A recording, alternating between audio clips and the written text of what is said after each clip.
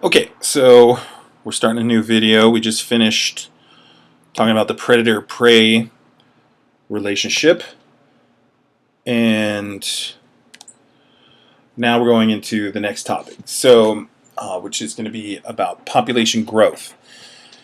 So, when we're talking about resources in particular, population growth must remain stable, or the niche cannot provide resources. And if you remember in Unit 4, we talked about Thomas Malthus, who helped inspire Charles Darwin come up with his theory of natural selection. And Darwin applied what Malthus was saying to all living things, but Malthus was focusing on humans. And what he said was that basically, and what he figured out, just to kind of review that story really quick, was he was working in cities in Europe, I think like London, maybe even like Paris or something, and some of those big cities. And he saw a lot of people on the streets kind of struggling and starving and suffering.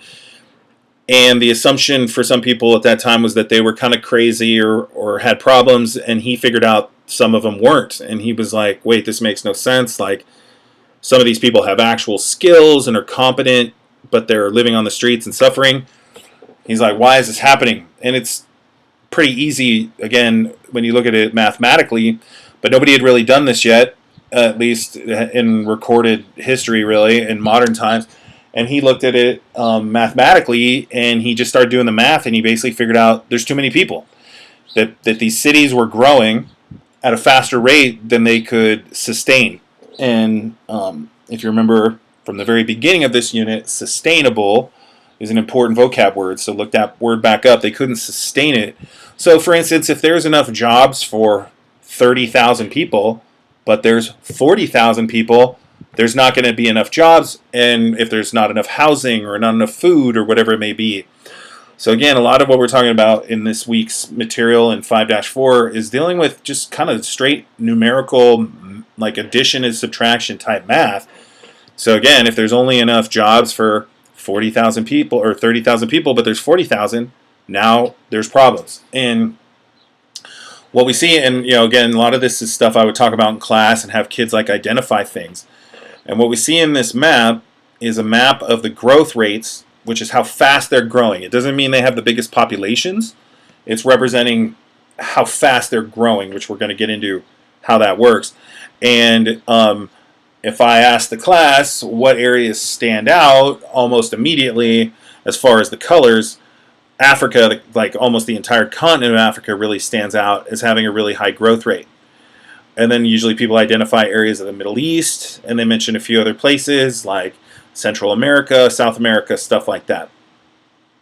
And actually, the areas in white, in some level, are reducing their population. They have what's called negative growth, and sometimes that can be because of bad things like war, but it's actually more because they're doing it by choice, which I'll be getting into as we go. So especially my honors students, but maybe other students as well, our school has a really interesting class.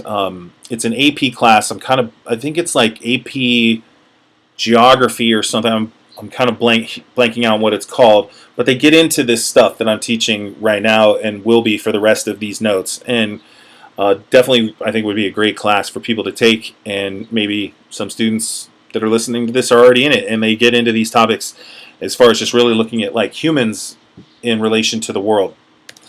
So the outcomes that Malthus figured out is that when there's not enough resources, eventually populations are going to die. And Darwin applied that to all living things, not just humans. That once the resources run out, populations will die off and reduce, or the niche could be destroyed. And this could, if it gets bad enough, result in extinction. And this is where, if humans do too much damage to the planet and also keep increasing our population at a really fast rate, which we're going to be talking about, we learned first semester that we're causing organisms around the world to go extinct, and that's just increasing.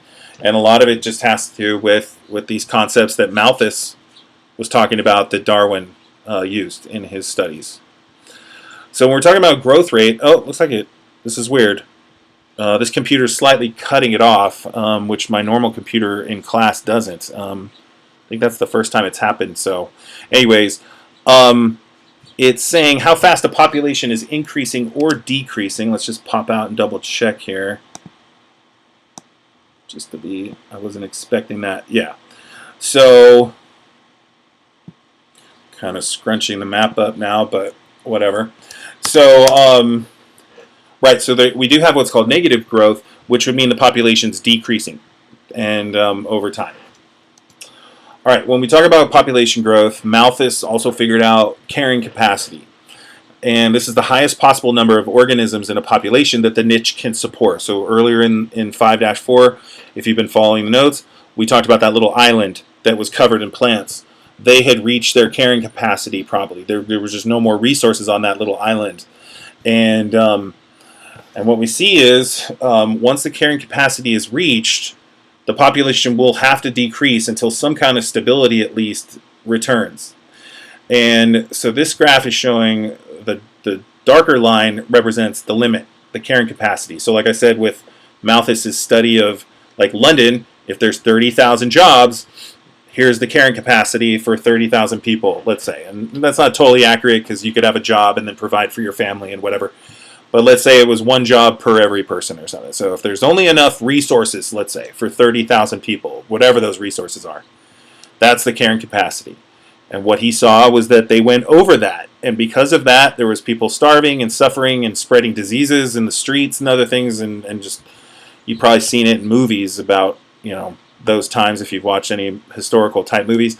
And then what we're seeing here is represents the people or organisms dying off. And what tends to happen is they kind of fluctuate around the carrying capacity. So anytime they go up, now there's not enough resources, some have to die. And that probably is happening in all over the world in all sorts of ecosystems and communities of life. This is seen as like the norm. Any kind of organism, once it overshoots too much, will eventually have to come back down. Even things like bacteria and stuff. So some scientists, and this is out there, if you look it up, are saying humans have already gone over the carrying capacity for humans on the Earth. And that's why we're seeing certain, we see starvation in parts of the world and we see water running out and real resource problems in certain parts of the world, especially in countries that aren't as wealthy as ours. And sometimes I ask if students have been to places like that, where they've actually seen that kind of poverty in person. And a lot of kids at Calabasas have traveled to some of those places or have family in those parts of the world even. And they seem to have a better understanding of this concept. So there's 4 things that go into growth rate, or what we call like growth rate factors. So first of all, death rate. Okay, that's the number of population dying, obviously. That's going to decrease the population. And I'm going to apply this to humans, but it also is related to other organisms. So that's going to be affected by life expectancy. And so with life expectancy for humans, that's shot way up. Like our ancestors, like if you made it to 45 or 50, you were like an elder in your tribe or your community.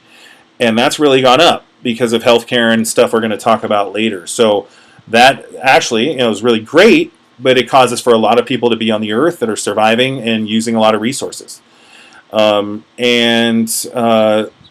that wasn't quite a thing, so much of a thing in the past. Different social factors, especially for humans, like level of crime, violent crime, wars and things like that. Those are obviously, if the society is more unstable or there's not as good health care or, food resources and things like that.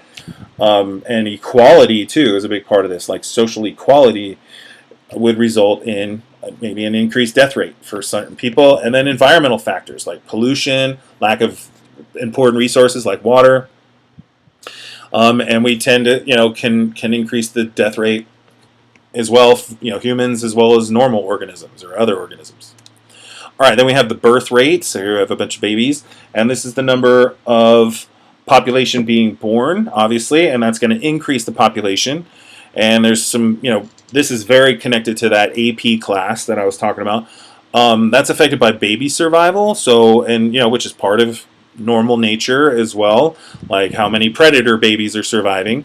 If a lot of predator babies are surviving, well, that's going to affect the death rate of their prey, right, and stuff like that. So there's all these connections. And Baby survival in modern times has also really gone up with life expectancy because of the technology and support structures that we've created in medicine and stuff, and in hospitals, and that's caused the human population to really grow a lot, which is great. It's really good that we have babies surviving and being helped, especially when they need it. But it does tie into the human population has grown really, really fast, which we're gonna talk about here in a few slides. Also, other cultural factors, again, very directly related to that AP class, because they talk a lot about this stuff and how culture affects our world. And this is stuff I talk about every year in class. There are different cultures in the world, and they have different expectations on our citizens. And in some of those cultures, not ours, women or girls are expected to start having kids at a young age. So that's going to increase the birth rate. And some of you maybe have been to countries like that. And I sometimes talk about, like, I've gone to Mexico and there'll be little children, 3-year-olds outside a restaurant trying to sell gum and candy. And that's because there's a lot of poverty there. And some of that is seen as linked to the fact that young girls are marrying older guys and expected to start having kids at your age, at the age of a freshman. 13, 14, 15 are expected to be married and start to have kids in some cultures in the world. And this is a big difference in our culture. So for instance, if you go back 50 or 60 years ago, 1950s, 40s, women had very limited options even in the United States. The career options were pretty limited. The norms were teacher, nurse, and secretary, but most were like housewives. And the man would go to work and provide for the family. And that's really changed. Our culture here and in other parts of the world, especially Europe, which is very similar to us, as well as other places in the world too, women have kind of fought for more equality and more opportunity. And now we're seeing women in our type of culture waiting much longer than they used to have kids. Like, back then, maybe you're 18, you get married, you don't go to college, you become a housewife, and you're having kids, but you have 2 kids by 20 years old. That's not nearly as common now, as girls are going to college and creating careers and becoming independent women in our culture, and not getting married and having kids till much later. And that's actually really reduced the birth rate in cultures like ours and other cultures. So culture really plays a part of this when we look at human growth. Okay, there's also immigration, which you probably already know if you're an immigrant, whether your family are recent immigrants or have been here for a while. Unless someone is like Native American or Native Mexican, they are not from North America and are an immigrant to this continent, basically, which would include, obviously, myself. And so this is when members move into a population, so obviously that's going to increase it. And so this is just a ship of people immigrating to the United States, which is a big famous part of the history of the United States, as people were coming here for different reasons. And then that really affected the populations that were already here. Like the Native Americans were very affected by the immigration by people from Europe in particular to North America. But that's how this modern United States was built, was through a lot of immigration in the past. And if you're immigrating, that means you're also emigrating. And this is when members move out of a population, which will decrease it. And I'm going to finish with this one.